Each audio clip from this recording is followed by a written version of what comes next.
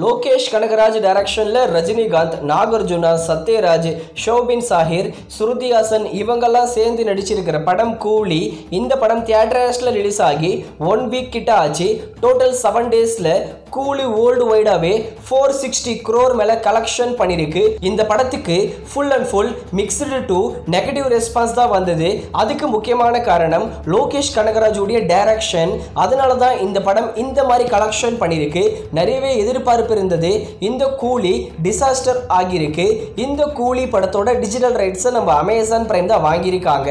First என்ன அக்ரிமெண்ட்னா, கூலி படத்தை தியேட்டர்ஸ்ல ரிலீஸ் பண்ணிட்டு 8 வாரம் கழிச்சு தான் ஓடிடில பிரீமியர் பண்ற மாதிரி அக்ரிமெண்ட். இப்போதைக்கு படம் சரியா போகாததுனால 4 வீக்ஸ்லயே ஓடிடில பிரீமியர் பண்ணலாம்னு பிளான் பண்ணிருக்காங்களாம். அந்த கணக்குப்படி பார்த்தா செப்டம்பர் 12 இல்லைன்னா செப்டம்பர் 13 டேட்ல கூலி படத்தை அமேசான் பிரைம்ல தமிழ், தெலுங்கு, மலையாளம், கன்னடான்னு 4 லாங்குவேஜ்ல ஸ்ட்ரீமிங் பண்ணுவாங்க.